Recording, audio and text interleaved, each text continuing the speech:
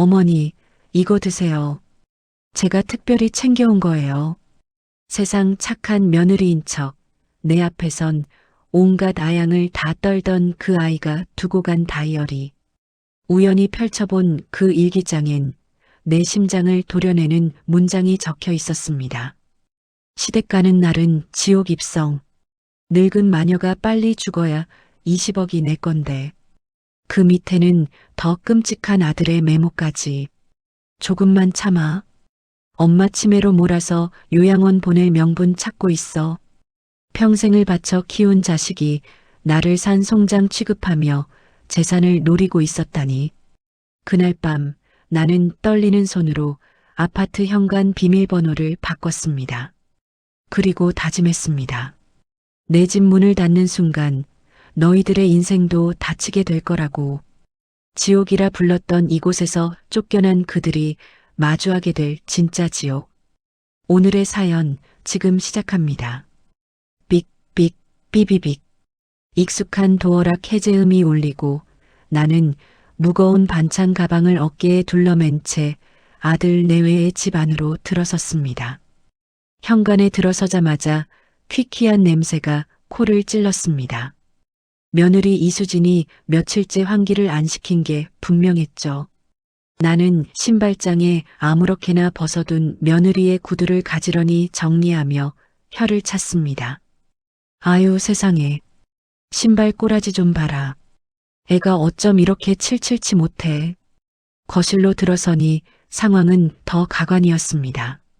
소파 위에는 벗어둔 옷가지가 산처럼 쌓여 있고 식탁 위에는 먹다 남은 배달 음식 용기와 커피 찌꺼기가 말라붙어 있었습니다.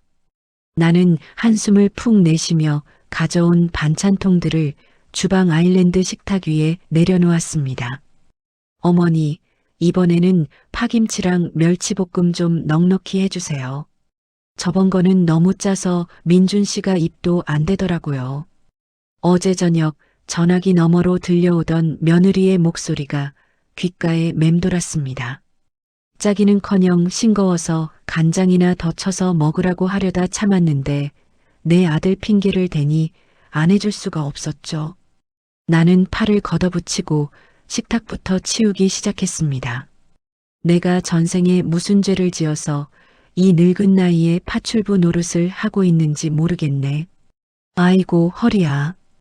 행주를 빨아와 식탁 위에 얼룩을 벅벅 문질러 닦았습니다. 식탁 한 구석에 잡동사니가 잔뜩 쌓여 있어 그것들을 옆으로 치우려던 참이었습니다.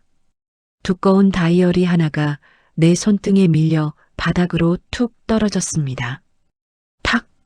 다이어리가 바닥에 떨어지면서 펼쳐졌고 나는 허리를 숙여 그것을 집어들려다 멈칫했습니다. 펼쳐진 페이지에 붉은색 볼펜으로 벅벅 그어놓은 글씨가 내 눈을 찔렀기 때문입니다. 시댁 가는 날은 지옥 입성하는 날. 아, 진짜 토 나온다. 나는 내 눈을 의심했습니다. 떨리는 손으로 다이어리를 집어들고 눈을 비비며 다시 그 문장을 읽었습니다. 분명 며느리 이수진의 글씨체였습니다. 심장이 쿵쾅거리기 시작했습니다. 하지만 그 밑에 적힌 글은 더 가관이었습니다. 그 늙은 마녀가 빨리 죽어야 20억이 온전히 내 건데 언제까지 그 비위 맞춰주며 살아야 해? 냄새나는 반찬 싸들고 올 때마다 면상에 던져버리고 싶다. 이게 무슨... 입술이 파르르 떨려 말이 제대로 나오지 않았습니다. 마녀, 냄새나는 반찬? 내 앞에서 어머니, 어머니 하며 살살 웃던 그 얼굴이 떠올라 속이 메스꺼웠습니다. 하지만 진짜 지옥은 그 다음 장에 있었습니다. 며느리의 글 밑에 너무나 익숙한 또 다른 글씨체가 보였기 때문입니다. 내 아들 최민준의 글씨였습니다. 자기야, 조금만 참아. 요즘 엄마 자꾸 깜빡깜빡하잖아. 치매 판정만 받으면 바로 요양원 처박아 버릴 명분 생기니까. 그때까지만 효자 노릇 좀 하자. 그 아파트 팔면 다 자기 거야. 눈앞이 하얘지면서 다리에 힘이 풀렸습니다. 나는 그 자리에 주저앉아 짐승 같은 신음을 토해냈습니다. 으, 으아. 가슴을 주먹으로 쾅쾅 내리쳤지만 막힌 속은 뚫리지 않았습니다. 평생을 바쳐 키운 자식이었습니다. 남편 먼저 보내고 홀로 장사하며 내 입에는 썩은 것만 넣고 놈의 입에는 금수저만 물려 키운 아들이었습니다. 그런 놈이 나를 요양원에 처박고 아파트를 차지할 궁리를 하고 있었다니. 민준아, 내가 어떻게 나한테 이럴 수가 있어. 내 새끼가 어떻게 나를. 배신감은 순식간에 뜨거운 분노로 바뀌었습니다. 나는 비틀거리지 않고 벌떡 일어났습니다. 주방 아일랜드 식탁 위에 올려둔 보냉 가방이 눈에 들어왔습니다. 밤새 다듬은 파김치, 멸치볶음, 장조림이 들어있는 가방이었습니다. 나는 미친 사람처럼 반찬통 뚜껑을 하나씩 열었습니다. 먹지 마. 내 손맛이 냄새난다고? 그래, 더러워서 못 먹겠지. 나는 싱크대 개수대에 음식물 쓰레기 봉투를 펼쳐놓고 정성스레 만든 반찬들을 모조리 쏟아부었습니다. 붉은 양념이 튀어 내 옷을 더럽혔지만 상관없었습니다. 처먹지 마. 이것들아. 내 피 같은 음식, 너희들 주둥이에 들어가는 꼴은 죽어도 못 봐. 철퍼덕, 철퍼덕. 반찬들이 쓰레기 봉투 속으로 곤두박질 쳤습니다. 빈 반찬통을 싱크대 안으로 집어 던지자 우당탕탕 요란한 소리가 났습니다. 지옥? 그래, 너희들이 사는 여기가 바로 지옥이다. 내가 오늘부로 그 지옥문 확실하게 닫아주마. 나는 빈 가방을 바닥에 내동댕이 치고 뒤도 돌아보지 않고 현관으로 향했습니다. 신발장에 정리해뒀던 며느리의 구두를 발로 뻥 차버리고는 밖으로 뛰쳐나왔습니다. 엘리베이터를 기다릴 인내심조차 없어 비상계단을 미친 듯이 내려왔습니다. 택시를 잡아타고 집으로 가는 내내 나는 창밖을 보며 흐르는 눈물을 손등으로 거칠게 닦아냈습니다. 휴대폰을 꺼내 저장된 이름을 찾았습니다. 눈에 넣어도 안 아픈 내 새끼, 우리 예쁜 며느리. 그 이름들이 내 심장을 칼로 도려내는 것 같았습니다. 기사 양반, 조금만 더 빨리 가주세요. 빨리요? 아이고 할머니. 지금도 규정속도 꽉 채워서 가고 있어요. 무슨 급한 일이라도 있으세요? 예, 급해요. 아주 급해. 내 인생에 낀 쓰레기들을 치워야 하거든요. 택시기사가 백미러로 나를 힐끔거리며 이상하게 쳐다봤지만 상관하지 않았습니다. 나는 떨리는 손가락으로 휴대폰 화면을 눌러 이름을 바꿨습니다. 눈에 넣어도 안 아픈 내 새끼는 타인일로, 우리 예쁜 며느리는 타인이로. 저장 버튼을 누르는 내 손가락 끝에 서린 살기를 그들은 꿈에도 모를 겁니다. 집에 도착하자마자 나는 현관문 앞에 섰습니다. 익숙하게 누르던 비밀번호 1234가 오늘따라 낯설고 역겨웠습니다. 아들놈 생일이었으니까요. 나는 도어락 덮개를 열고 설정 버튼을 꾹 눌렀습니다. 비밀번호를 변경하시겠습니까? 기계적인 음성이 들려왔습니다. 나는 숨을 깊게 들이마시고 한 번도 써본 적 없는 그 누구도 짐작할 수 없는 번호를 눌렀습니다. 내 인생에서 가장 고통스러웠던 날, 남편이 죽고 빚더미에 앉았던 그 날짜를 조합했습니다. 띠리링. 비밀번호가 변경되었습니다. 현관문이 굳게 잠기는 소리를 듣고서야 나는 긴 숨을 토해냈습니다. 이제 이 집은 나만의 요새였습니다. 나는 신발도 벗지 않고 거실로 성큼성큼 걸어 들어갔습니다. 거실벽 정중앙 가장 잘 보이는 곳에 걸려있는 대형 가족 사진이 눈에 들어왔습니다. 환하게 웃고 있는 아들 최민준과 며느리 이수진, 그리고 그 사이에서 바보처럼 행복해하는 내 얼굴. 가증스러운 것들. 내 앞에서 웃으면서 속으로는 칼을 갈고 있었어. 나는 벽으로 다가가 액자를 두 손으로 잡아채 바닥으로 내동댕이 쳤습니다. 와장창 유리가 박살나는 날카로운 소리가 거실을 가득 메웠습니다. 유리 조각이 사방으로 튀었지만 나는 아랑곳하지 않았습니다. 주방 가위를 가져와 쪼그려 앉았습니다. 유리 파편 사이에서 사진을 꺼내 웃고 있는 아들의 얼굴을 가위로 푹 찔렀습니다. 너는 이제 내 아들이 아니야. 돈에 미쳐서 애미를 팔아먹으려는 짐승이지. 서걱, 서걱. 가위질 소리가 섬뜩하게 울렸습니다.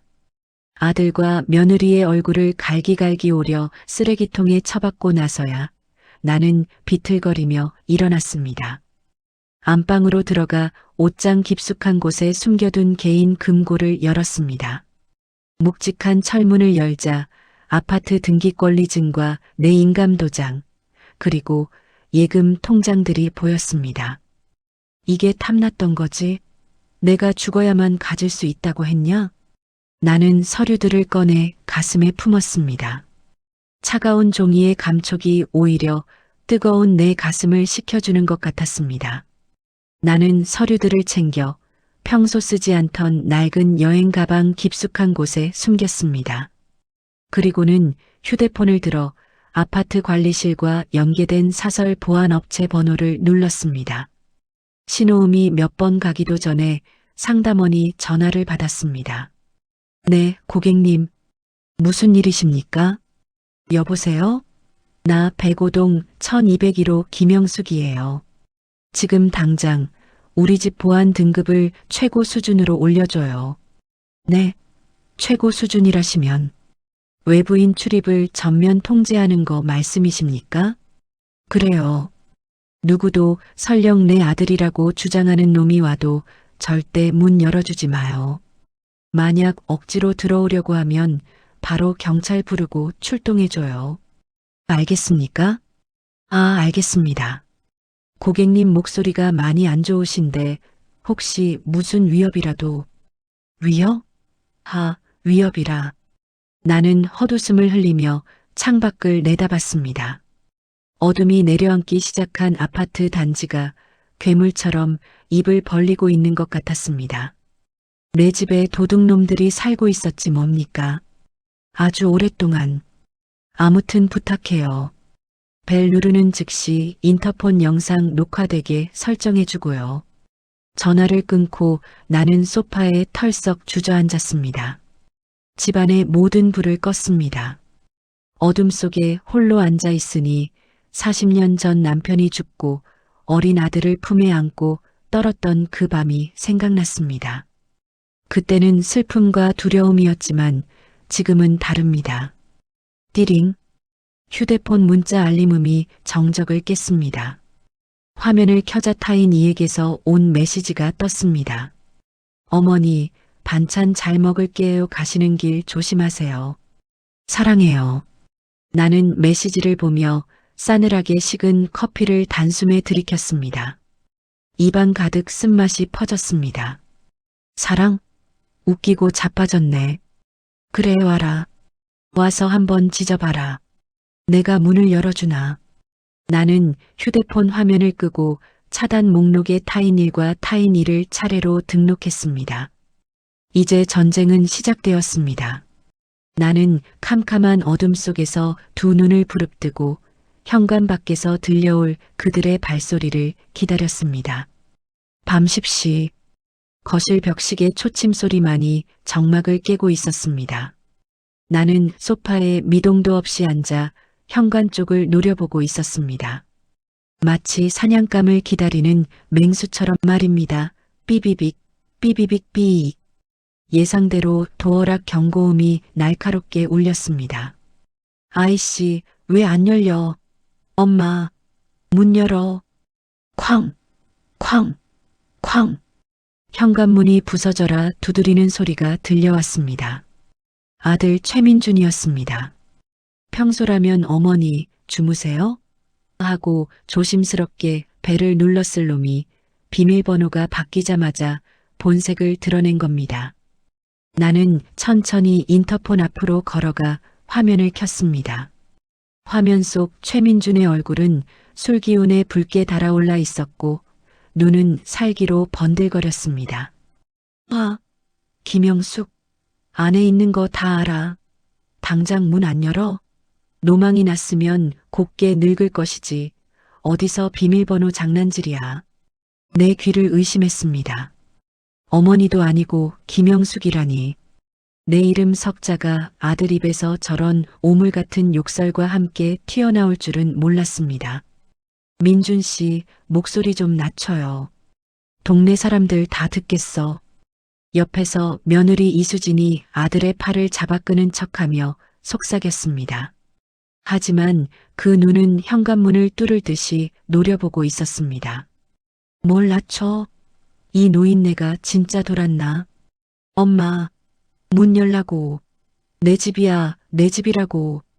쾅, 쾅, 쾅. 그때 앞집 현관문이 벌컥 열리며 내 친구 박정자가 튀어나왔습니다. 아니, 밤늦게 이게 무슨 행패야. 최서방, 자네 제정신인가? 박정자가 허리춤에 손을 얹고 소리쳤습니다. 그러자 이수진이 기다렸다는 듯 눈물을 글썽이며 박정자의 손을 잡았습니다. 아이고, 아주머니. 말도 마세요. 어머님이 갑자기 치매가 심해지셔서 저희를 못 알아보세요. 비밀번호도 바꾸고 문을 안 열어주시네요. 안에 쓰러지시기라도 했으면 어떡해요. 뭐, 영숙이가 치매? 아까 낮에도 나랑 멀쩡하게 통화했는데 그게 무슨 소리야?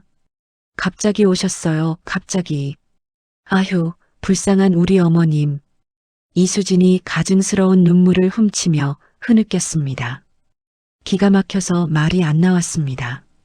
멀쩡한 시어머니를 순식간에 치매 환자로 만드는 저 혓바닥을 뽑아버리고 싶었습니다. 최민주는 한술 더 떴습니다. 아줌마, 남의 가정사 끼어들지 말고 들어가세요. 경찰 불렀으니까. 잠시 후 경찰 2명이 엘리베이터에서 내렸습니다. 신고받고 왔습니다. 무슨 일입니까? 경찰관님, 우리 어머니가 치매 환자인데 안에 갇혔어요. 문을 따야 합니다. 최민준이 경찰에게 침을 튀기며 소리쳤습니다. 경찰관이 인터폰을 향해 말을 걸었습니다. 계십니까? 안에 누구 계세요? 아드님이 걱정하고 있습니다. 나는 심호흡을 한번 하고 수화기를 들지 않은 채 통화 버튼만 눌러 스피커폰으로 또렷하게 말했습니다. 경찰 양반, 나 치매 아닙니다. 아주 멀쩡해요. 내 목소리가 밖으로 흘러나가자 최민준과 이수진의 표정이 일그러졌습니다. 어머니, 지금 무슨 소리 하시는 거예요? 저 민준이잖아요. 문 좀 여세요. 내 집에 허락도 없이 쳐들어와서 행패 부리는 저것들 당장 쫓아내주세요. 나는 저런 아들 둔 적 없습니다. 주거 침입으로 신고하기 전에 가라고 하세요. 내 서슬 퍼런 목소리에 경찰관들이 난처한 표정으로 최민준을 바라봤습니다. 선생님, 어머님 의사가 너무 확고하신데요? 이건 가정 문제라 저희가 강제로 개방할 수 없습니다. 아니, 치매라니까요. 저거 다 헛소리라고요. 돌아가세요. 계속 소란 피우시면 경범죄 처벌받습니다. 경찰이 강경하게 나오자 최민주는 현관문을 걷어차며 욕설을 내뱉었습니다. 두고 봐. 내가 가만 있나? 경찰이 돌아가고 잠시 조용해지는가 싶더니 문 밖에서 부스럭거리는 소리가 났습니다. 인터폰으로 확인해 보니 이수진이 현관문에 무언가를 붙이고 있었습니다. 치매 노인 거주 중.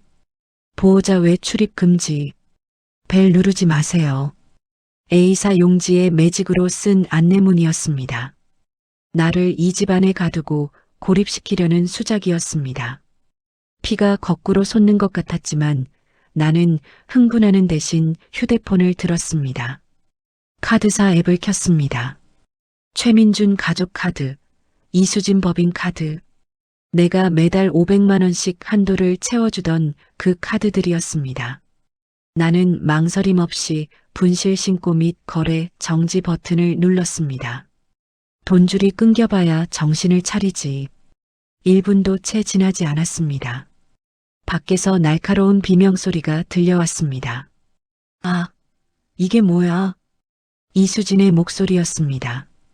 카드사에서 정지 문자가 날아간 모양이었습니다. 여보, 어머니가 카드 정지시켰어.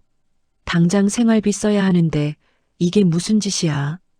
뭐, 이 노인네가 진짜. 최민준이 다시 문을 쾅쾅 두드렸습니다. 아, 김영숙, 당장 카드 풀어. 돈으로 유세 떠냐? 치사하게 이럴 거야. 나는 서랍에서 녹음기를 꺼내 현관문 앞에 갖다 댔습니다. 더 짖어봐라. 더 크게. 내 놈들 바닥을 아주 싹 다 기록해 줄 테니. 어머님, 나오시라고요. 우리 굶어 죽는 꼴 보고 싶어서 그래요? 어쩜 이렇게 독하세요? 이수진이 악을 쓰며 발버둥 쳤습니다. 그 가증스럽던 교양은 온데간데없고 돈 앞에 발작하는 추악한 본성만이 남아 있었습니다. 밤새도록 이어진 그들의 발악은 경비실 직원이 올라오고 나서야 멈췄습니다. 다음 날 아침 8시, 요란한 드릴 소리에 잠이 깼습니다. 인터폰을 보니 열쇠 수리공이 도어락에 드릴을 갖다 대고 있었고 최민준이 옆에서 재촉하고 있었습니다. 빨리 좀 뜯어내요. 안에 사람 있다니까. 하지만 그 시도는 1분 만에 무산되었습니다. 내가 어제 신청한 사설 보안업체 요원 2명이 덩치 큰 몸으로 그들을 막아섰기 때문입니다. 고객님 동의 없는 강제 개방은 불법입니다. 물러나십시오. 내 집이라니까. 너네 뭐야? 최민준이 보안 요원 멱살을 잡으려다 대려 제압당해 바닥에 나뒹굴었습니다. 그 꼴을 보며 나는 베란다로 나갔습니다. 1층 화단 앞 벤치에 이수진이 동네 아줌마들을 모아놓고 떠드는 모습이 보였습니다. 어머님이 갑자기 저렇게 되셔서 제가 얼마나 마음이 아픈지 몰라요. 어제는 저한테 도둑년이라고 욕까지 하시더라고요. 눈물을 찍어내는 척하며 내 흉을 보는 며느리. 나는 주먹을 꽉 쥐었습니다. 단순히 문을 걸어 잠그는 것만으로는 이 싸움에서 이길 수 없다는 것을 깨달았습니다. 저들은 나를 미치광이로 몰아세워 법적으로 무력화시킬 것입니다. 그래, 법대로 하자 이거지? 나는 거실 책장 구석에 꽂혀 있던 두꺼운 전화번호부를 꺼냈습니다. 먼지를 훅 불어내고 법률사무소 페이지를 펼쳤습니다. 손가락으로 변호사들의 이름을 훑어내려가며 나는 입술을 깨물었습니다. 내 돈, 내 집, 내 인생. 단 하나도 너희들에게 뺏기지 않아. 절대로.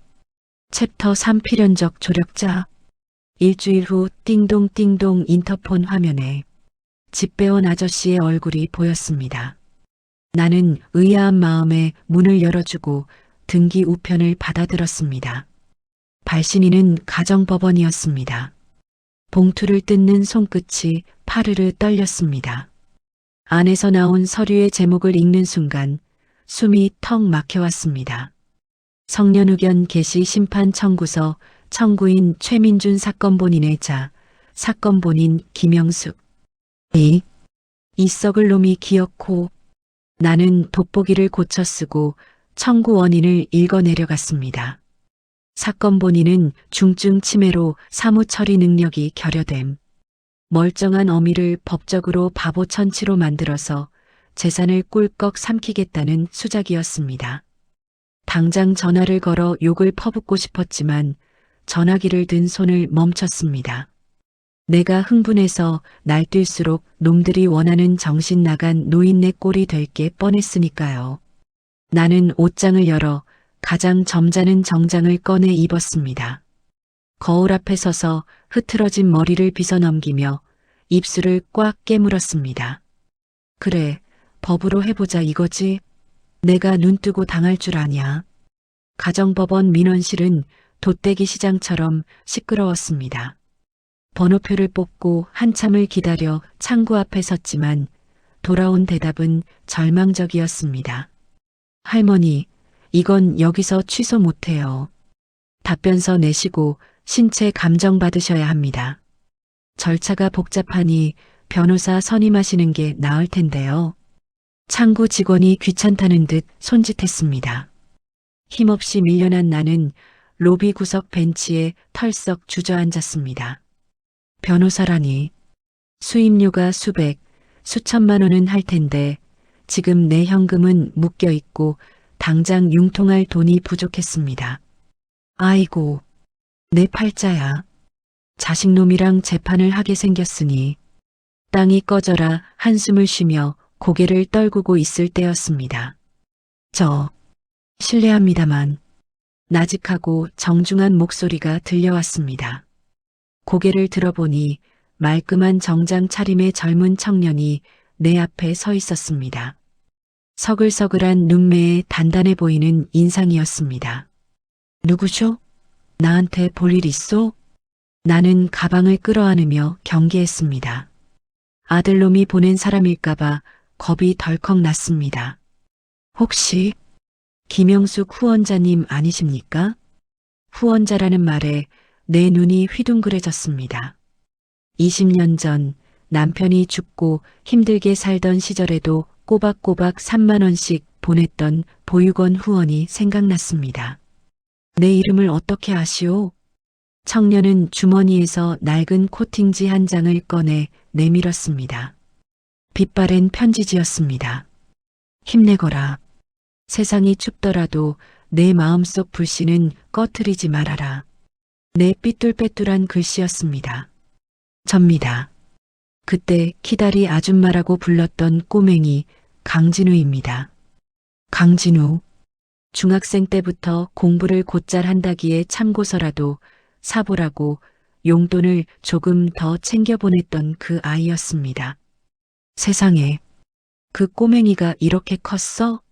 아니, 근데 여긴 어떻게 알고 변호사가 되었습니다. 얼마 전 법원 공고에서 후원자님 이름을 봤습니다.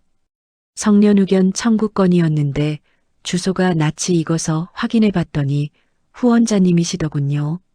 걱정이 돼서 며칠을 찾았습니다. 강진우가 내 옆자리에 앉으며 걱정스러운 눈빛을 보냈습니다. 후원자님, 지금 곤란한 상황이시죠? 아드님이 재산 노리고 이러는 거 맞습니까? 나는 참았던 눈물을 왈칵 쏟았습니다. 생판 남인 이 청년이 내 속사정을 꿰뚫어보고 걱정해주는 게 고마워서, 그리고 내 배 아파 낳은 자식은 나를 잡아먹지 못해 안달인데 남이 나를 지켜주려 한다는 사실이 서러워서였습니다. 그래, 맞네. 내 아들놈이 나를 미친년 취급해서 요양원에 가두려고 해. 내가 억울해서 미치겠는데 돈도 다 묶여서 변호사 살 돈도 없고. 강진우가 주머니에서 손수건을 꺼내 내 손에 쥐어주며 말했습니다. 걱정하지 마세요.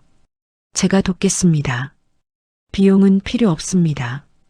후원자님이 보내주신 그 돈 덕분에 제가 사람 구실하고 사는 겁니다. 이제 제가 갚을 차례입니다. 자네가? 정말인가? 네. 지금 바로 반격 시작하죠. 일단 병원부터 가시죠. 강진우는 그 길로 나를 대학병원으로 데려갔습니다. 차 안에서 그는 어딘가로 전화를 걸어 빠르게 일 처리를 시작했습니다.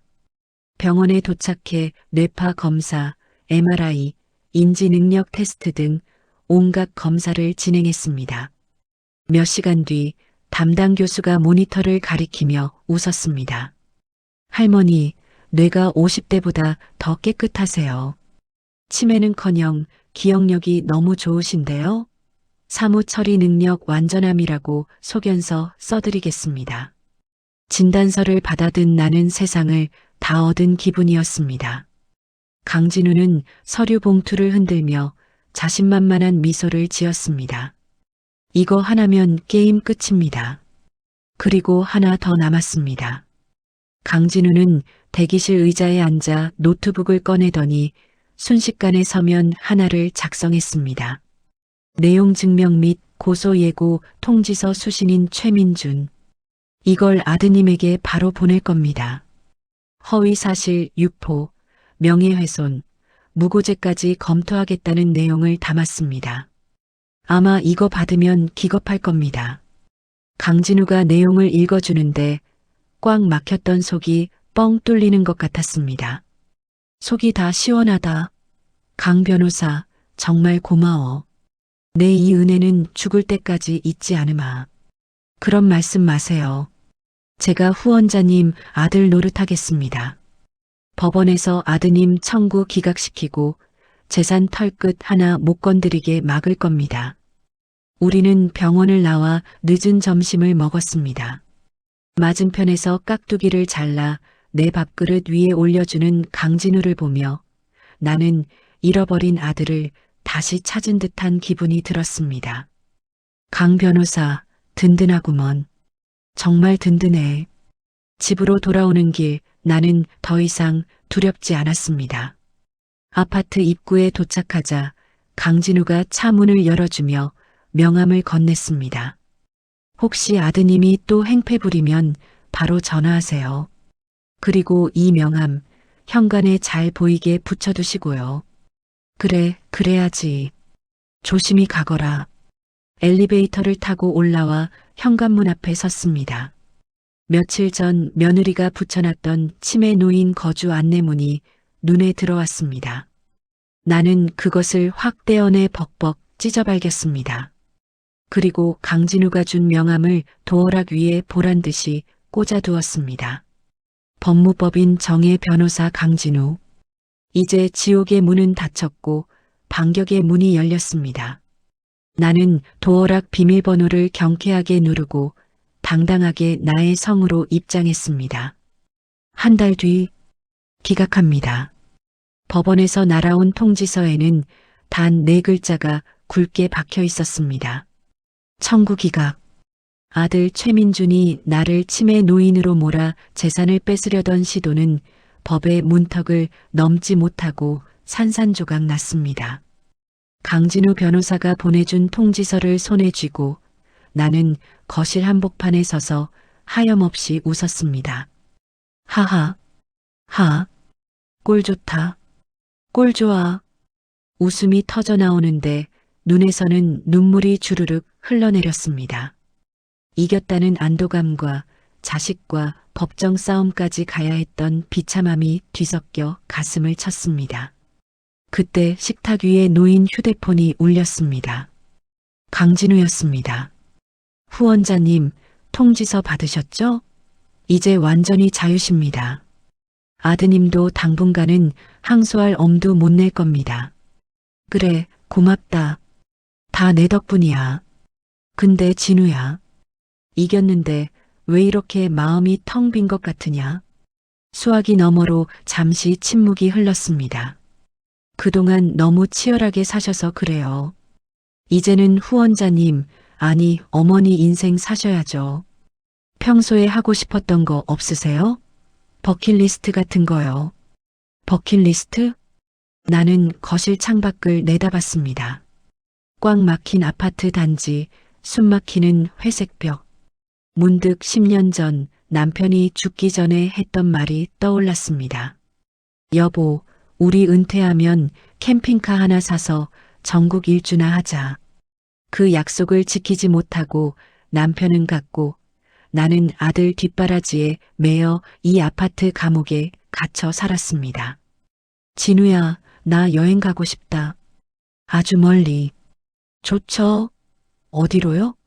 해외라도 보내드릴까요? 아니, 내 차 몰고 발길 닿는 대로 가보고 싶어. 캠핑카. 그래, 캠핑카를 사야겠다. 다음 날 나는 진우와 함께 중고차 매매 단지로 향했습니다. 딜러가 집채만 한 대형 버스 캠핑카를 보여주며 침을 튀겼습니다. 사모님, 이게 아주 호텔입니다. 호텔. 침대도 킹사이즈고요. 하지만 나는 고개를 저었습니다. 75세에 저런 괴물을 몰고 다니는 건 욕심이었습니다. 그때 구석에 서 있는 하얀색 승합차가 눈에 들어왔습니다. 스타리아를 개조한 세미 캠핑카였습니다. 아담하지만 단단해 보였고 무엇보다 내가 다루기에 부담이 없어 보였습니다. 저놈으로 하자. 내 몸집에 딱 맞아. 계약서에 도장을 찍고 차 키를 받아든 순간 심장이 다시 뛰는 것 같았습니다. 이름은 자유호다. 내 인생의 자유를 싣고 달릴 놈이니까. 하지만 문제는 운전이었습니다. 장롱 면허 30년. 나는 그 길로 운전 연수학원에 등록했습니다. 강사는 내 나이를 듣고 난처한 표정을 지었습니다. 어르신, 이 나이에 대형 승합차는 좀 위험하실 텐데요. 순발력도 떨어지시고. 강사의 말이 내 오기를 건드렸습니다. 이봐요, 선생. 나 아직 안 죽었어요. 내 돈 내고 배우겠다는데 왜 초장부터 기를 죽입니까? 빡세게 가르쳐만 줘요. 그날부터 나는 매일 아침 학원으로 출근했습니다. 땀을 뻘뻘 흘리며 후진 주차를 연습하고 고속도로 주행까지 마쳤습니다. 처음에는 브레이크 대신 엑셀을 밟을 뻔해 강사가 비명을 지르기도 했지만 2주가 지나자 제법 폼이 났습니다. 오 어르신, 이제 하산하셔도 되겠습니다. 베스트 드라이버신데요? 그럼 내가 누군데? 김영숙이야, 김영숙. 운전 합격증을 받아든 날 나는 집으로 돌아와 대대적인 정리를 시작했습니다. 이삿짐 센터 직원들이 거실의 고가구와 소파를 드러내기 시작했습니다. 휑해지는 집을 보며 나는 안방 서랍장을 열었습니다. 먼지 쌓인 앨범들이 쏟아져 나왔습니다. 아들의 100일 사진, 유치원 졸업식, 대학 입학식. 내 젊음과 맞바꾼 아들의 기록들이었습니다. 한 장 한 장 넘길 때마다 가슴이 저릿했습니다. 이걸 버리면 정말 엄마로서의 내 인생도 끝나는 것 같아 손이 떨렸습니다. 영수가 뭐해? 언제 왔는지 친구 정자가 방문턱에 서서 나를 보고 있었습니다. 내가 앨범을 부여잡고 우두커니 서 있자 정자가 다가와 내 어깨를 감싸쥐었습니다. 못 버리겠니? 그래도 내 새끼라고? 정자야. 내가 쟤를 어떻게 키웠는데? 내전 물려 키운 놈인데 어떻게 이렇게 원수가 됐을까? 내가 잘못한 거 없어. 자식이 부모 등골 빼먹는 거, 그거 죄야. 이거 끌어안고 있어봤자 너만 병들어. 버려. 싹 다 버리고 가볍게 떠나.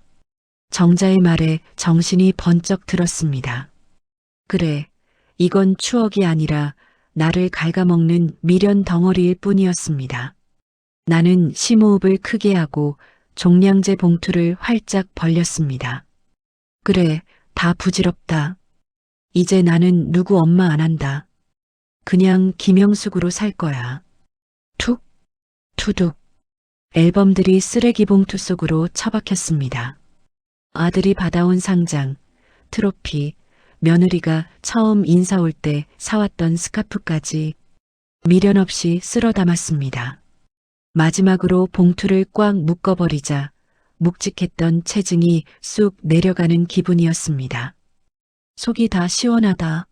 정자야, 이 열쇠 받아. 너한테 집 관리 맡길게. 가끔 와서 환기나 좀 시켜줘. 걱정 마. 내가 아주 내 집처럼 반들반들하게 닦아놓을 테니까. 넌 그냥 실컷 놀다 와. 드디어 떠나는 날 아침. 나는 간편한 등산복 차림으로 주차장으로 내려갔습니다. 하얀색 자유호가 햇살을 받아 반짝이고 있었습니다. 트렁크에 쌀과 라면, 그리고 진우가 사준 예쁜 커피 머신을 실었습니다.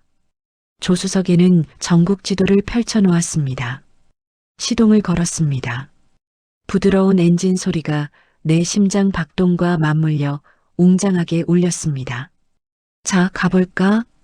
기어를 드라이브에 놓고 주차장을 빠져나오려는데 아파트 입구에서 검은색 승용차 한 대가 내 앞길을 턱 막아섰습니다. 익숙한 차였습니다. 아들 최민준의 차였습니다. 기익. 나는 급브레이크를 밟았습니다. 차 문이 열리고 최민준과 이수진이 튀어나왔습니다. 둘 다 몰골이 말이 아니었습니다. 최민준은 수염이 거뭇거뭇했고 이수진은 화장기 없는 얼굴로 악을 쓰며 달려왔습니다. 엄마, 어디가? 당장 내려. 최민준이 내 차 보닛을 주먹으로 쾅쾅 내리쳤습니다. 나는 창문을 아주 조금만 내렸습니다. 비켜라. 내 차 찌그러진다. 어딜 도망가요? 법원에서 이겼다고 다 끝난 줄 알아? 내 돈 내놓고 가라고. 그 아파트 내 거라고 했잖아. 어머님, 진짜 너무하시네. 저희 지금 빚 독촉받고 있는 거 아시잖아요. 카드 맞고 집까지 이러시면 어떡해요. 이수진이 차 문손잡이를 잡고 흔들어댔습니다. 악에 바친 그들의 얼굴에서 더 이상 가족의 정은 찾아볼 수 없었습니다. 그저 돈 냄새를 맡고 달려드는 하이에나 떼 같았습니다.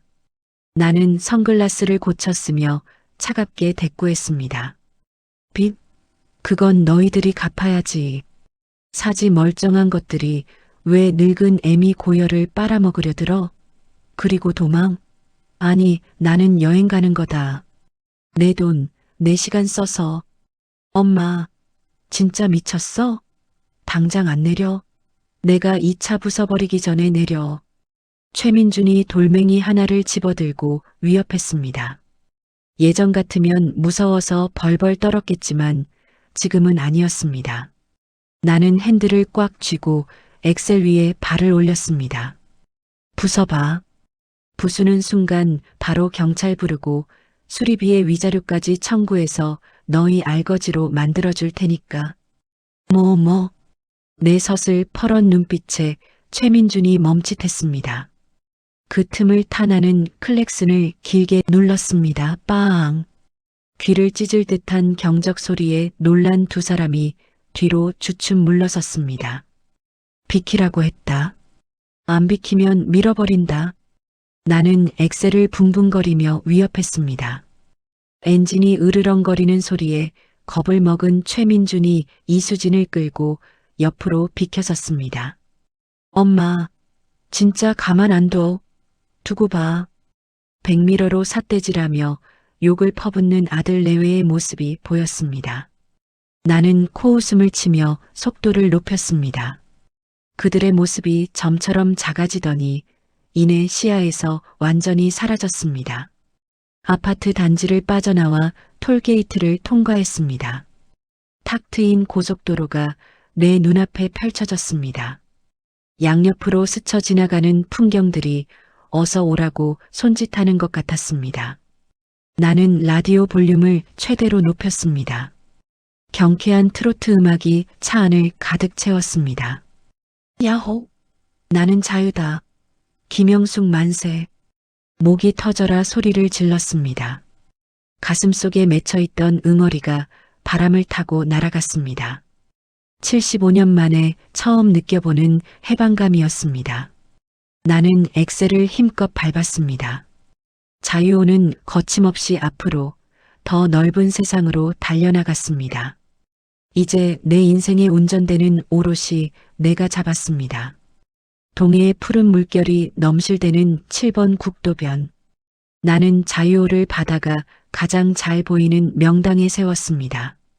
창문을 내리자 짭조름한 바다 냄새와 소량기가 뒤섞여 코끝을 간지럽혔습니다. 나는 주전자 물이 끓기를 기다리며 원두를 갈았습니다. 드르륵, 드르륵.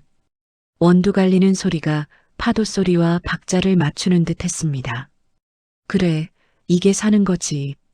꽉 막힌 아파트 거실에서 며느리 눈치 보며 마시던 믹스 커피랑은 차원이 달라. 김이 모락모락 나는 드립 커피를 머그잔에 가득 따랐습니다.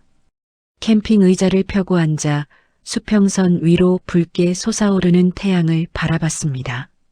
가슴이 웅장해졌습니다. 평생 남편 밥 차려주느라 아들 학교 보내느라 해 뜨는 거 제대로 본 적이 있었던가요? 혜야, 너도 참 부지런하다. 나도 이제 너처럼 매일매일 뜨겁게 살 거다. 그때 옆 텐트에서 부스스한 머리를 한 젊은 청년 2명이 기어 나왔습니다. 배낭 하나 덜렁 메고 다니는 백패커라고 했던가요? 그들이 내 커피 향을 맡고는 킁킁거리며 다가왔습니다. 와, 냄새 죽인다. 할머니, 이거 직접 내리신 거예요? 할머니라니. 누님이라고 해라, 누님.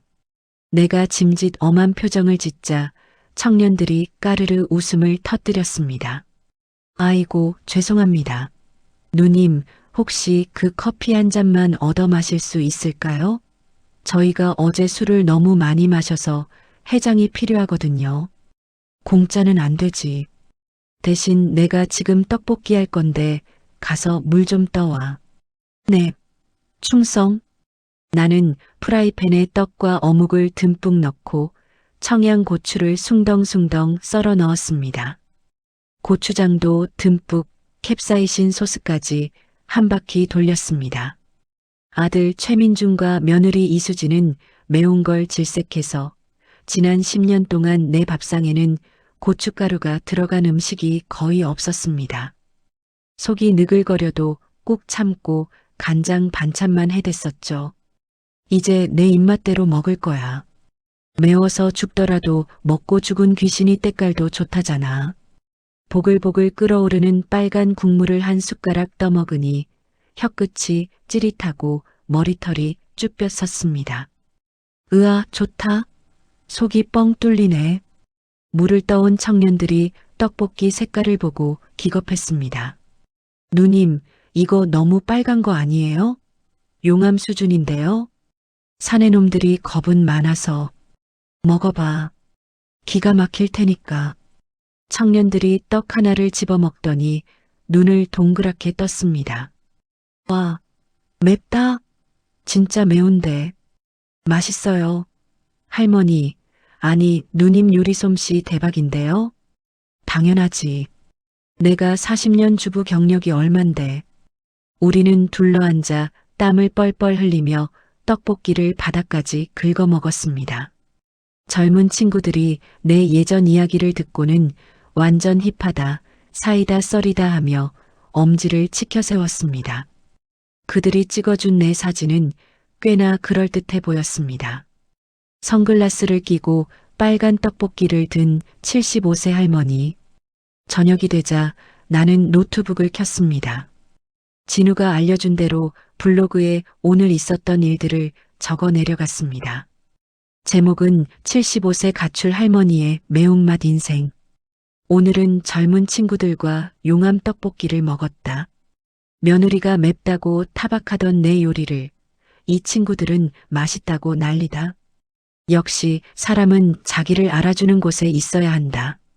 발행 버튼을 누르자마자 댓글 알림이 띠링띠링 울렸습니다. 와, 할머니 멋지세요. 저희 시어머니도 할머니 반만 닮았으면 좋겠어요. 이게 진짜 황혼의 청춘이죠. 응원합니다. 수천 개의 응원 댓글. 얼굴도 모르는 사람들이 나를 응원해주고 있었습니다. 아들 내외에게 치매 노인 취급받던 내가 여기서는 워너비 할머니가 되어 있었습니다. 나는 댓글 하나하나에 하트를 눌러주며 콧노래를 흥얼거렸습니다. 다음 날 나는 단양의 패러글라이딩 활공장을 찾았습니다. 꼭 한번 하늘을 날아보고 싶었습니다. 장비를 착용하는데 심장이 터질 듯 쿵쾅거렸습니다. 어르신, 괜찮으시겠어요? 무서우시면 지금이라도. 교관이 걱정스런 눈빛으로 물었습니다. 나는 고글을 고쳤으며 씩 웃었습니다. 이봐요, 교관 양반. 내가 며느리 구박도 견디고 아들 배신도 견딘 사람이에요. 이까진 높이가 뭐 무섭겠소? 그냥 냅다 뛰면 되는 거죠? 네. 제가 신호드리면 앞만 보고 달리세요. 발 떼지 마시고요. 자, 갑니다. 3, 2, 1, 고. 나는 죽으림을 다해 절벽을 향해 달렸습니다. 발이 허공을 딛는 순간 덜컹하며 몸이 붕 떠올랐습니다. 으악! 짧은 비명은 이내 환호성으로 바뀌었습니다. 발 아래로 굽이치는 강물과 장난감처럼 작은 집들이 펼쳐졌습니다. 바람이 내 볼을 어루만지고 구름이 손에 잡힐 듯 가까웠습니다. 야호! 김영숙 살아있다. 나 여기 살아있다. 목이 터져라 소리를 질렀습니다. 쪼그라들었던 내 심장이 다시 힘차게 펌프질을 시작했습니다. 나는 살아있었습니다. 그 어느 때보다 생생하게. 착륙장에 내려오니 다리가 후들거렸지만 기분만은 날아갈 듯 했습니다. 그때 멀리서 낯익은 목소리가 들렸습니다.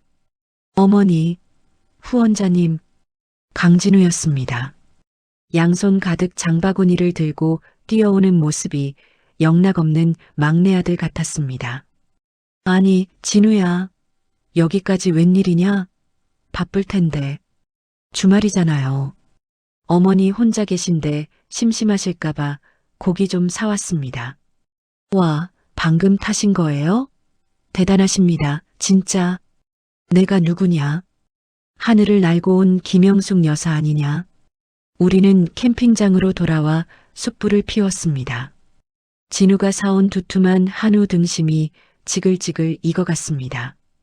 진우는 고기를 구워 내 접시에 먼저 올려주었습니다. 많이 드세요.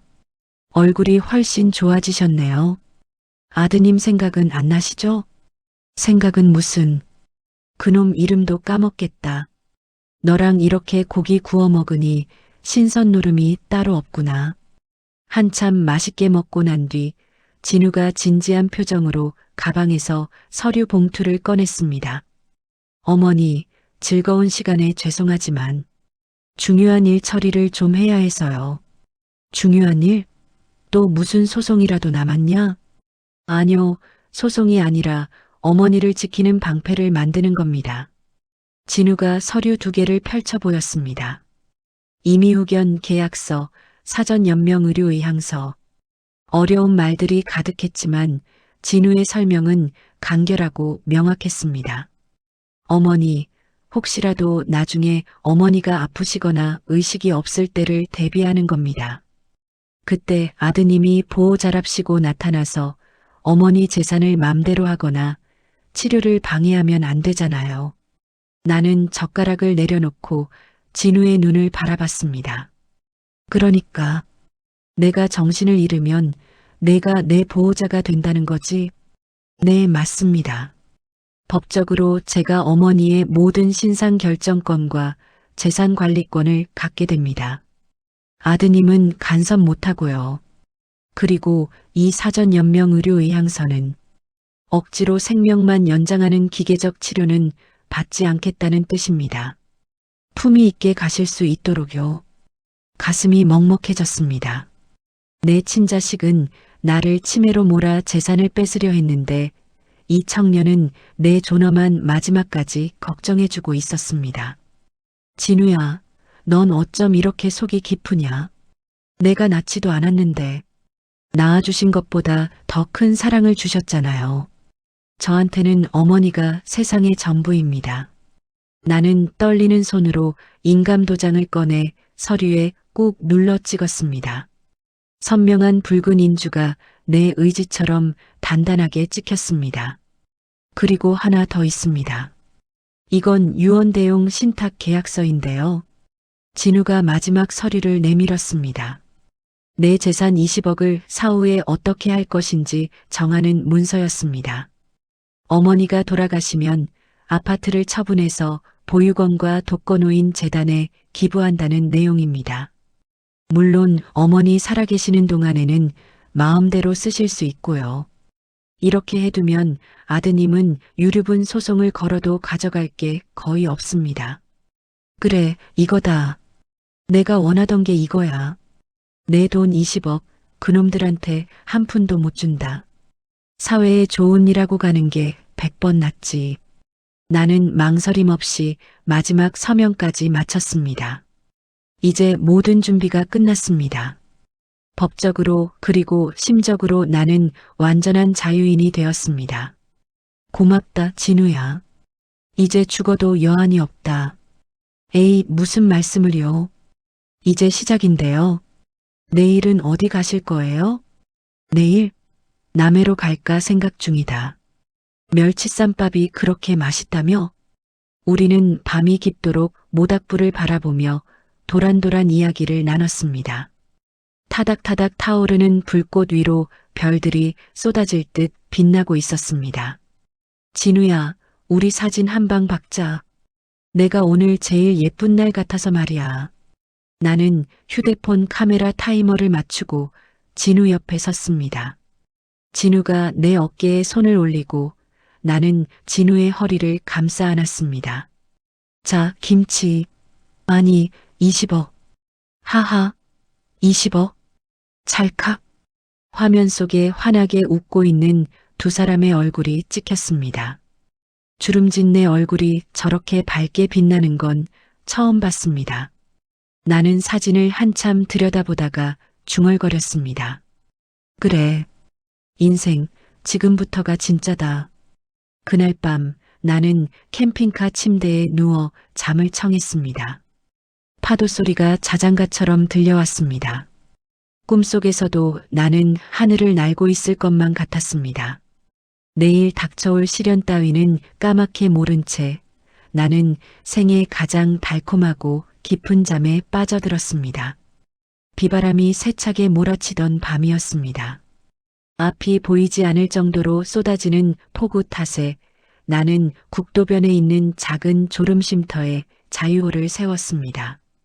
차 천장을 때리는 빗소리가 마치 누군가 주먹으로 두드리는 것처럼 요란했습니다. 어휴, 비가 왜 이렇게 무섭게 온다냐. 오늘은 여기서 자고 가야겠네. 나는 끓이던 물을 끄고 침대에 걸터 앉았습니다. 그런데 갑자기 뒷목이 뻐근해지더니 머릿속에서 핑하고 쇠 굴러가는 소리가 들렸습니다.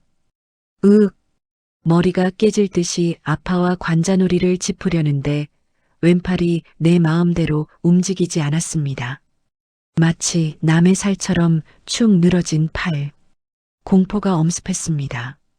컵을 집으려던 오른손마저 덜덜 떨리더니 컵이 바닥으로 떨어져 산산조각이 났습니다. 챙그랑, 입을 열어 소리를 지르려 했지만 혀가 굳어 어하는 짐승 같은 신음만 새어나왔습니다. 뇌졸중. TV에서나 보던 그 무서운 병이 나에게 찾아왔음을 직감했습니다. 시야가 흐려지며 세상이 빙글빙글 돌기 시작했습니다. 살아야 해. 여기서 이렇게 죽을 순 없어. 나는 바들바들 떨리는 오른손으로 겨우 주머니 속 휴대폰을 꺼냈습니다. 눈앞이 뿌예서 화면이 잘 보이지 않았지만 손가락 감각의 의지에 단축번호 1번을 꾹 눌렀습니다. 강진우였습니다. 뚜루루, 뚜루루. 네, 어머니. 늦은 시간에 무슨 일이세요? 진우의 밝은 목소리가 들리자 안도감에 눈물이 왈칵 쏟아졌습니다. 진, 우, 아, 살. 어머니, 목소리가 왜 그러세요? 어머니,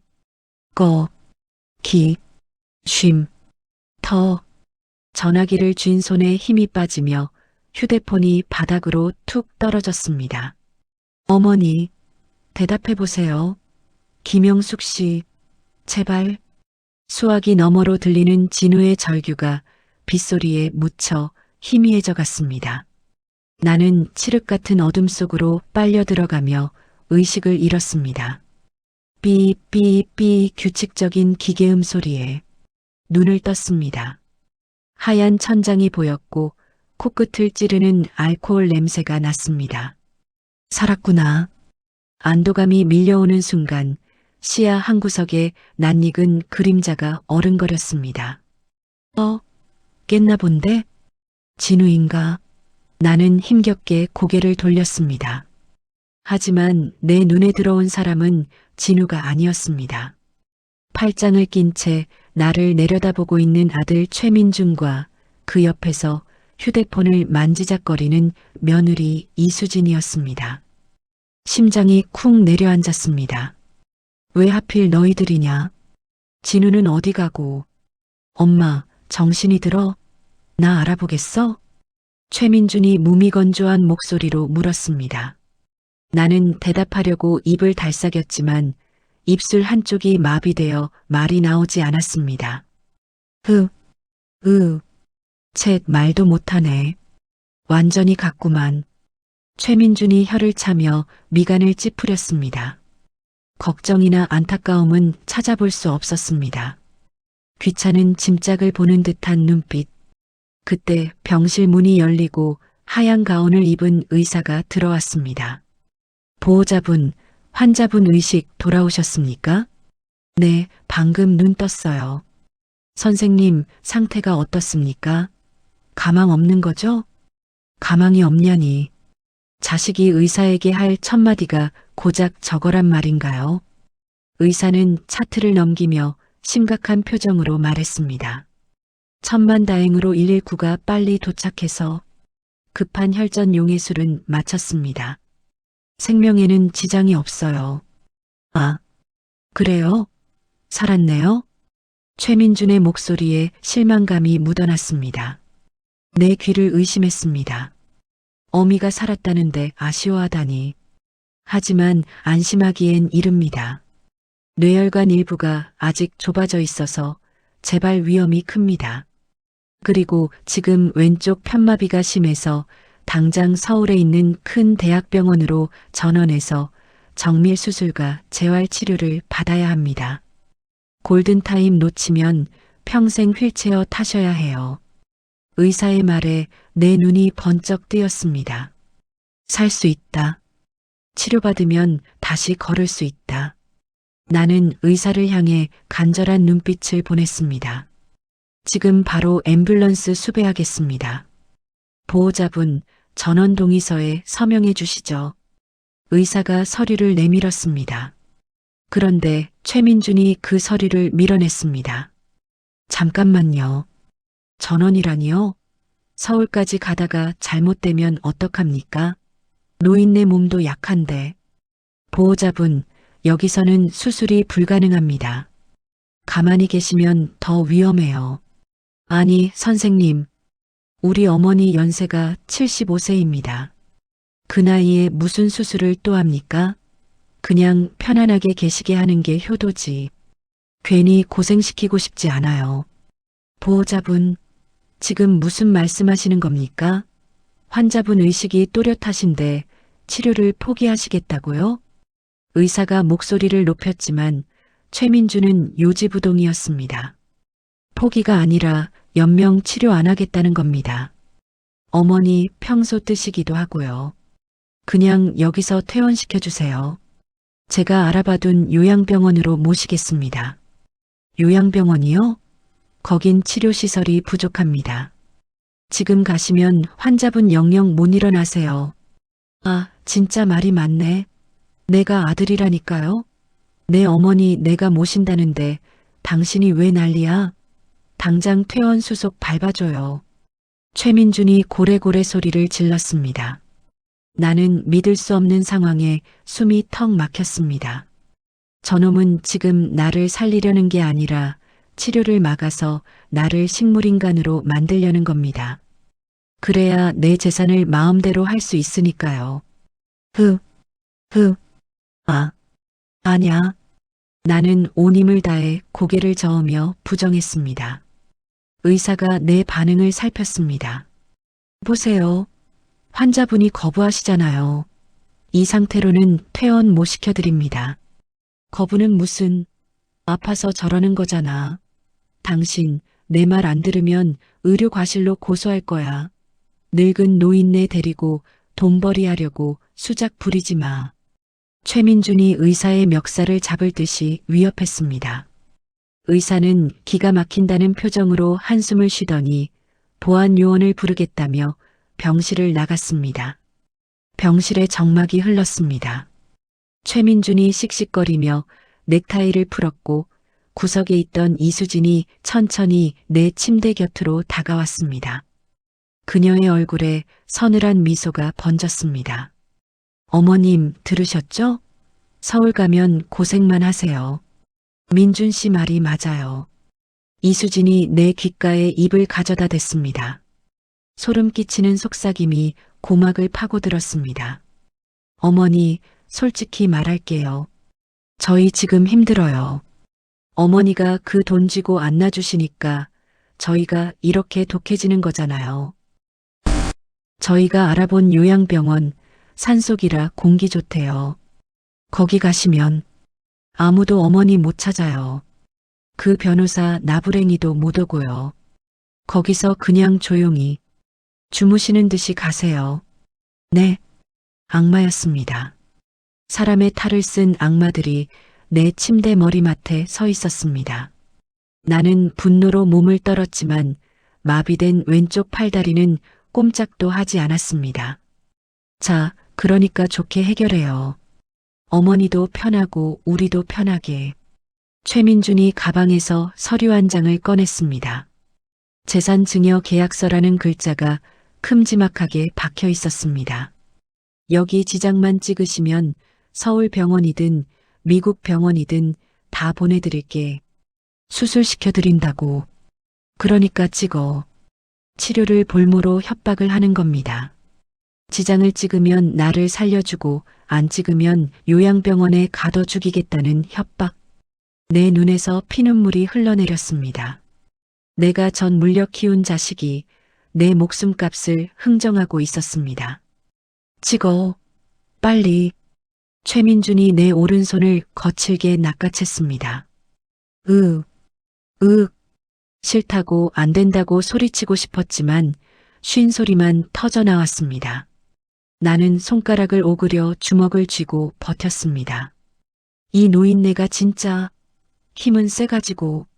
최민준이 내 손가락을 억지로 펴려고 꺾었습니다. 뼈가 부러질 듯한 고통이 밀려왔습니다. 여보, 인주 가져와. 빨리. 이수진이 붉은 인주통을 열어 내 엄지손가락에 쿡 찍었습니다. 시뻘건 인주가 내 손가락을 물들였습니다. 마치 내 피 같았습니다. 자, 여기야. 여기 딱 찍으면 끝나는 거야. 어머니, 힘 좀 빼세요. 그래야 수술 받으시죠. 이수진이 내 팔을 누르고 최민준이 내 손목을 비틀어 서류 쪽으로 가져갔습니다. 진우야, 진우야 어디 있니? 나 좀 살려다오. 절망 속에서 진우의 얼굴이 떠올랐습니다. 하지만 진우는 여기 없습니다. 아들놈이 철저하게 막았을 테니까요. 종이가 점점 가까워졌습니다. 내 전 재산 20억, 그리고 내 남은 인생이 저 종이 한 장에 날아가기 직전이었습니다. 찍으라고. 최민준의 광기 어린 눈빛이 내 눈앞에서 번들거렸습니다. 내 엄지손가락이 종이에 닿기 1cm 전 쾅. 병실 문이 부서질 듯 열리는 소리가 났습니다. 당장 그 손때에 천둥 같은 호통 소리가 병실을 뒤흔들었습니다. 익숙한 목소리. 최민준과 이수진이 화들짝 놀라며 뒤를 돌아봤습니다. 문 앞에는 숨을 헐떡이는 강진우와 그 뒤로 경찰 제복을 입은 사람들이 서 있었습니다. 너 뭐야? 여기가 어디라고 들어와? 최민준이 빳빳하게 고개를 쳐들며 소리쳤지만 진우는 성큼성큼 걸어와 최민준의 팔을 사정없이 쳐냈습니다. 어디서 행패야? 당신들 지금 존속 학대 현행범으로 체포될 줄 알아. 진우의 눈에서 불꽃이 튀었습니다. 나는 흐려지는 시야 속에서 진우를 보며 안도의 눈물을 흘렸습니다. 나의 진짜 아들, 나의 구원자가 왔습니다. 당장 그 손때에 천둥 같은 호통 소리가 병실을 뒤흔들었습니다. 강진우였습니다. 평소 침착하던 진우의 얼굴이 야차처럼 일그러져 있었습니다. 그는 성큼성큼 다가와 내 손목을 비틀고 있던 최민준의 팔을 거칠게 쳐냈습니다. 아! 최민준이 비명을 지르며 뒤로 나자빠졌습니다. 며느리 이수진은 사색이 되어 구석으로 뒷걸음질 쳤습니다. 너 뭐야? 남의 가정사에 왜 끼어들어? 최민준이 씩씩거리며 일어났지만 진우 뒤로 제복을 입은 경찰관 2명이 들어오자 입을 다물었습니다. 그 뒤로 내 친구 박정자가 헐레벌떡 뛰어들어와 내 손을 잡고 울음을 터뜨렸습니다. 영수가, 아이고, 이 썩을 놈들이 기어코 일을 내는구나. 내가 늦어서 미안하다. 진우는 품 안에서 서류 봉투를 꺼내 경찰과 의사에게 내밀었습니다. 변호사 강진우입니다. 저는 환자 김영숙님의 법적 임의후견인입니다. 여기 등기사항 증명서와 공증 문서 확인해 주십시오. 의사가 서류를 받아 꼼꼼히 읽어보더니 눈을 크게 떴습니다. 임의후견 계약, 의료행위 결정권 위임. 이게 사실입니까? 네. 김영숙님은 건강하실 때 저에게 모든 권한을 위임하셨습니다. 따라서 직계가족이라 해도 제 동의 없이는 환자의 거취나 치료를 결정할 수 없습니다. 진우의 단호한 목소리에 최민준의 얼굴이 흑빛으로 변했습니다. 뭐, 후견인? 웃기지 마. 내가 친아들이야. 피 섞인 아들보다 센 법이 어디 있어. 있습니다. 어머니가 당신을 믿지 못해서 직접 선택하신 법적 보호자가 바로 접니다. 당신들은 지금 후견인의 직무를 방해하고 환자를 협박해 재산을 갈취하려 했습니다. 존속 학대 및 특수 강요 미수 혐의로 현행범 체포해 주세요. 진우의 외침에 경찰관들이 최민준과 이수진에게 다가갔습니다.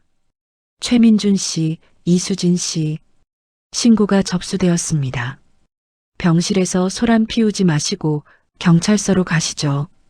이거나, 엄마, 말 좀 해봐. 저놈 사기꾼이잖아. 최민준이 발버둥 쳤지만 나는 힘겹게 고개를 돌려 진우를 바라봤습니다. 내 눈빛을 읽은 진우가 내 손을 꼭 잡으며 말했습니다. 걱정 마세요, 어머니. 이제 아무도 어머니 못 건드립니다. 최민준과 이수진은 경찰관들에게 양팔이 붙들린 채 끌려나갔습니다. 복도 끝까지 그들의 악다구니가 울려 퍼지다 사라졌습니다. 선생님, 당장 서울대병원으로 전원합니다. 제일 빠른 헬기나 구급차 불러주세요. 진우의 지시에 의료진이 분주하게 움직였습니다. 정자가 물티슈로 내 손가락에 묻은 붉은 인주를 닦아주며 눈물을 훔쳤습니다. 영수가 고생했다.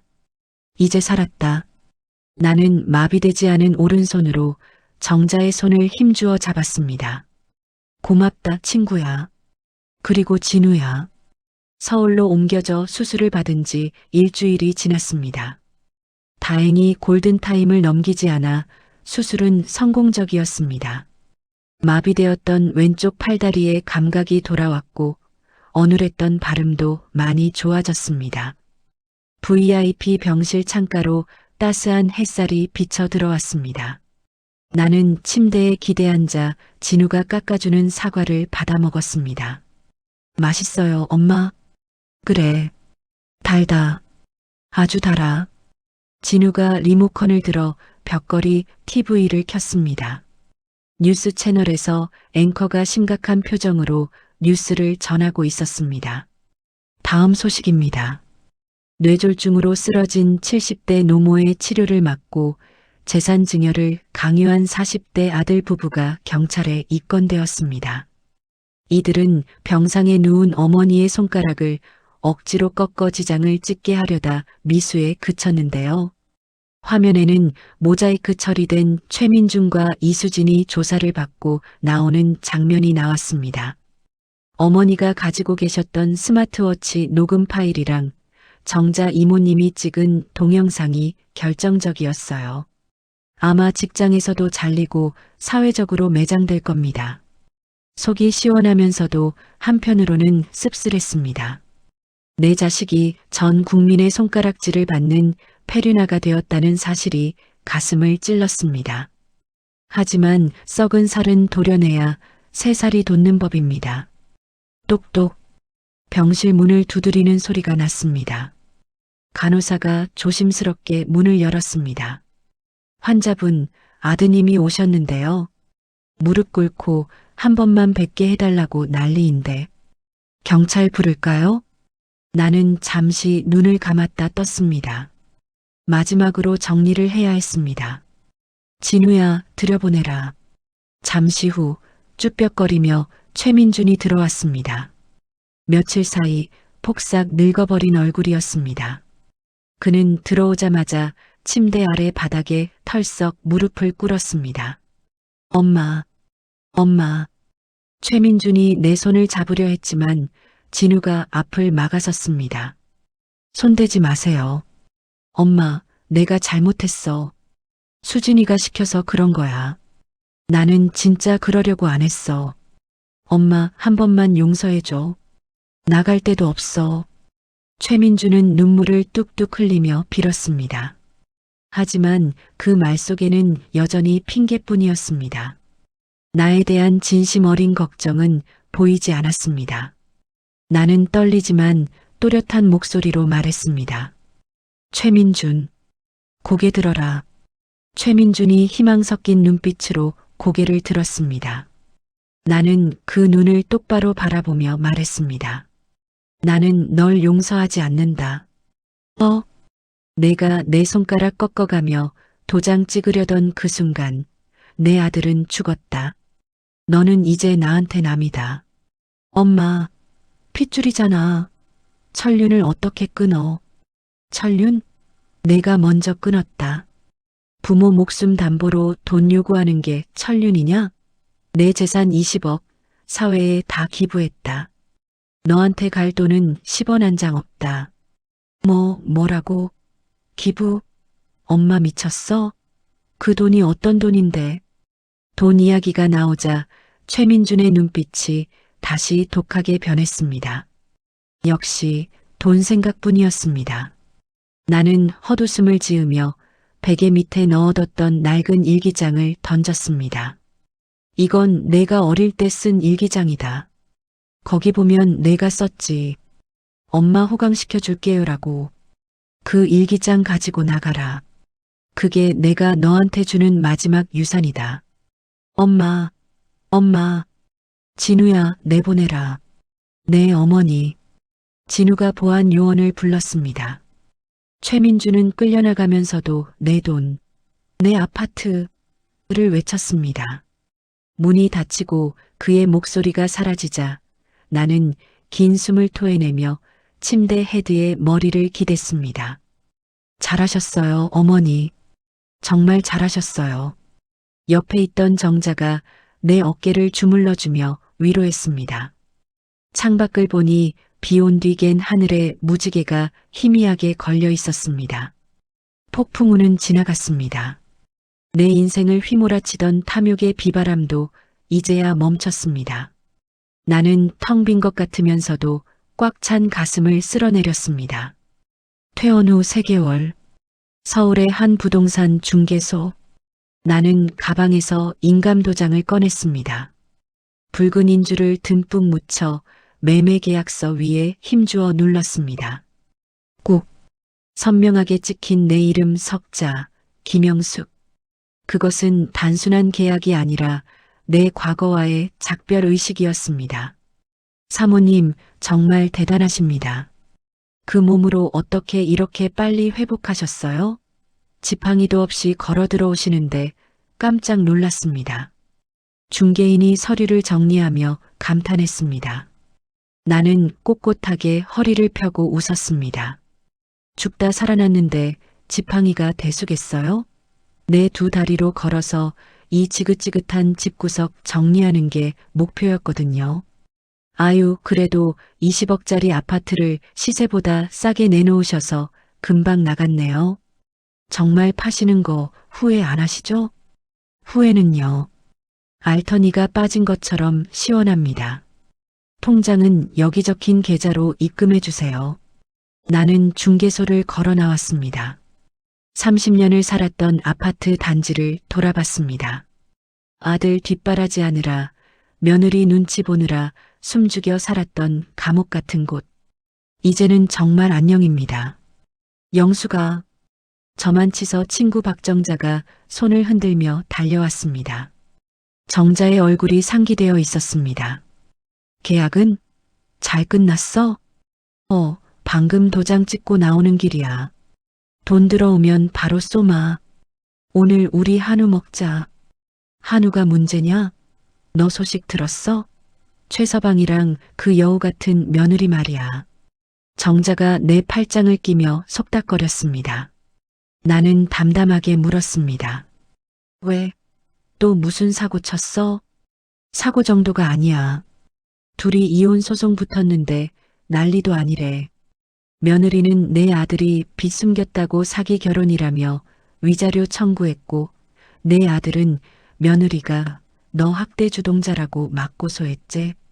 아이고, 끼리끼리 잘들 논다. 그래서 둘 다 전세 대출 연장 안 돼서 쫓겨나고 지금은 각자 고시원이랑 월세방 전전한다더라. 동네 사람들한테 얼굴 팔려서 마트 알바도 못 구하고 있대. 정자의 말에 헛웃음이 나왔습니다. 불과 몇 달 전까지만 해도 내 아파트가 지들 것인 양 거들먹거리고 나를 요양원에 처박으려던 기세는 어디 갔답니까? 잘 됐네. 싸구려 월세방에서 지지고 볶고 살아보라지. 돈 귀한 줄도 좀 알고. 너 진짜 괜찮아? 그래도 아들인데 마음 안 아파? 정자가 걱정스런 눈으로 나를 살폈습니다. 나는 정자의 손등을 토닥였습니다. 정자야, 나 병원에서 죽다 살아날 때 깨달았다. 자식이라고 다 내 편 아니라는 거. 나한테 자식은 내 손가락 꺾어가며 도장 찍으려던 그 순간 죽었어. 지금 저기 있는 건 그냥 남이야. 아주 질 나쁜 남. 독하다, 김영숙. 그래, 마음 굳게 잘 먹었다. 가자. 내가 오늘 기분이다. 커피는 내가 살게. 우리는 팔짱을 끼고 씩씩하게 걸었습니다. 가을바람이 시원하게 불어왔습니다. 일주일 뒤 강진우가 자라온 보육원 강당. 수많은 카메라 플래시가 터졌습니다. 김영숙 후원자님, 여기 좀 봐주세요. 웃으세요. 나는 커다란 기부 증서를 들고 강단에 섰습니다. 옆에는 말끔한 정장을 입은 진우가, 그리고 보육원 원장님이 함께 서 있었습니다. 기부금 10억 원 기부자 김영숙. 내 아파트 판 돈의 절반이었습니다. 나머지 절반은 독거노인 지원재단에 이미 보냈고요. 카메라 앞에서 나는 활짝 웃었습니다. 아들 놈한테 줄 때는 10원 한 장도 아까웠는데 아이들을 위해 쓴다고 생각하니 10억이 하나도 아깝지 않았습니다. 어머니, 정말 멋지세요. 오늘 기사 엄청 크게 나갈 거예요. 행사가 끝나고 진우가 엄지를 치켜 세웠습니다. 기사는 무슨, 그냥 조용히 하고 싶었는데 내가 판을 키웠잖아. 에이, 이런 건 널리 알려야죠. 그래야 나쁜 마음 먹는 자식들이 뜨끔하죠. 그리고 어머니, 이거 받으세요. 진우가 작은 상자를 내밀었습니다. 열어보니 예쁜 차 키가 들어있었습니다. 이게 뭐냐? 자유요. 어머니 쓰러지시고 방치돼 있었잖아요. 제가 싹 정비하고 타이어도 새 걸로 갈아왔습니다. 언제든 다시 떠나시라고요. 가슴이 뭉클했습니다. 내 잃어버린 꿈까지 챙겨주는 이 세심한 마음.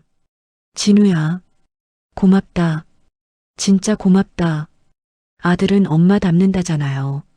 제가 어머니 닮아서 손이 좀 큽니다. 우리는 마주보고 하하호호 웃었습니다. 피 한 방울 안 섞였지만 우리는 누구보다 닮은 모자였습니다. 며칠 후 경기도 근교의 실버타운. 와, 여기가 실버타운이야, 호텔이야? 영수가 우리 진짜 여기서 사는 거 맞아? 정자가 입을 다물지 못하고 로비를 두리번거렸습니다. 대리석 바닥이 번쩍번쩍하고 창밖으로는 잘 가꿔진 정원이 보였습니다.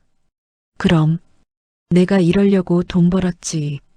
정자야, 우리 이제 밥 안 해도 돼.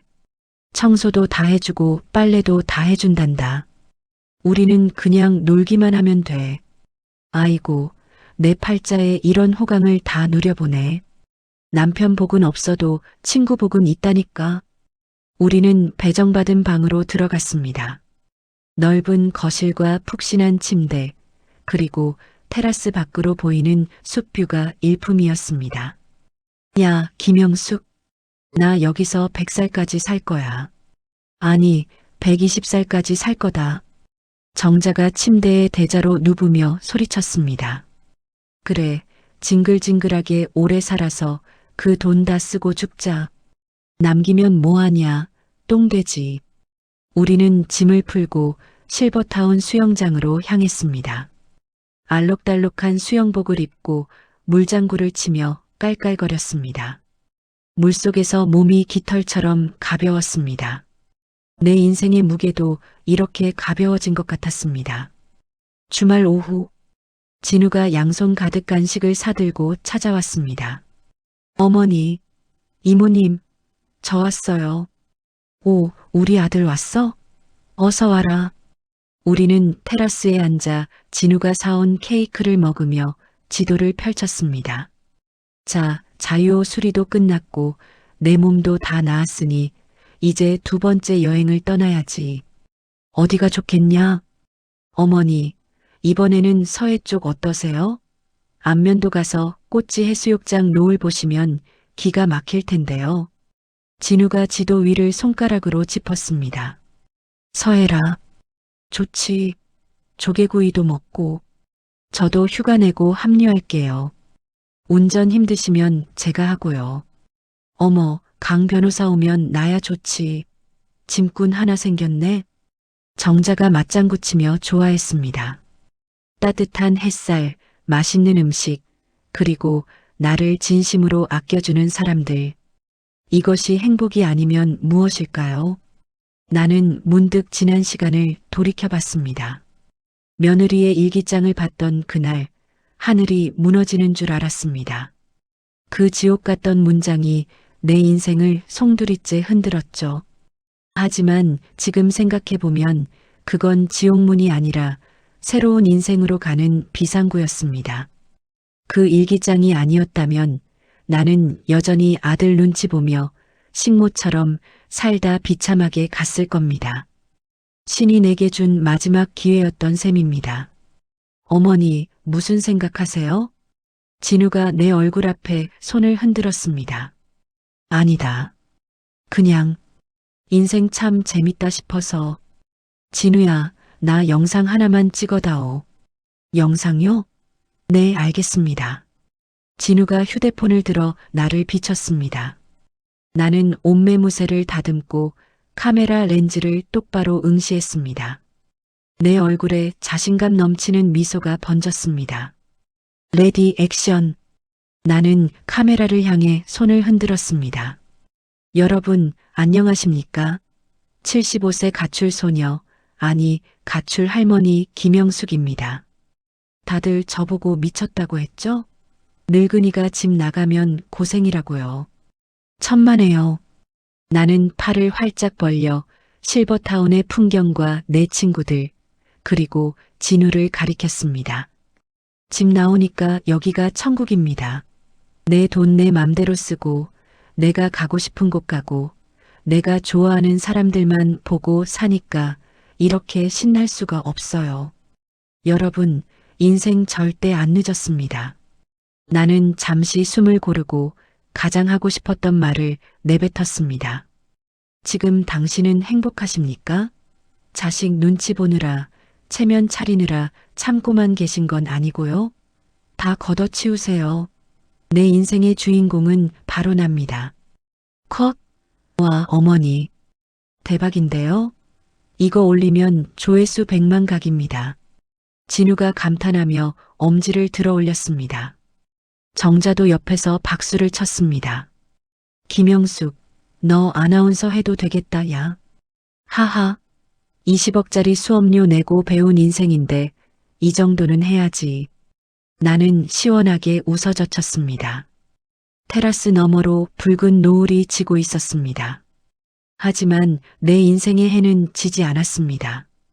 오히려 이제 막 가장 화려하고 뜨거운 정오를 지나고 있었습니다.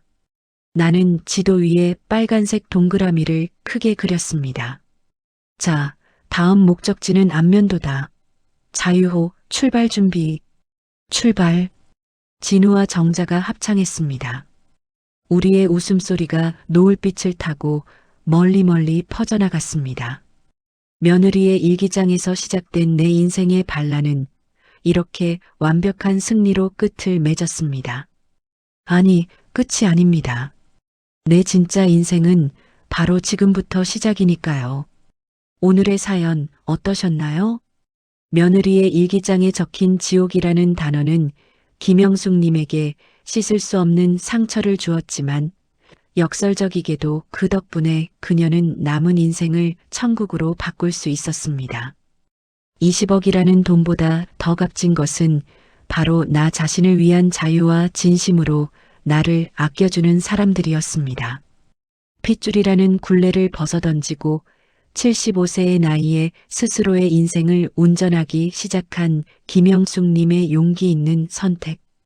텅 빈 껍데기 같았던 가족 대신 피보다 진한 마음으로 맺어진 진짜 가족을 얻은 그녀의 모습이 우리에게 묵직한 울림을 줍니다. 혹시 여러분도 누군가를 위해 참고 희생하며 나를 잃어버리고 계시진 않나요? 김영숙 님이 보여주신 것처럼 늦은 때란 없습니다. 내 인생의 주인은 바로 나 자신입니다.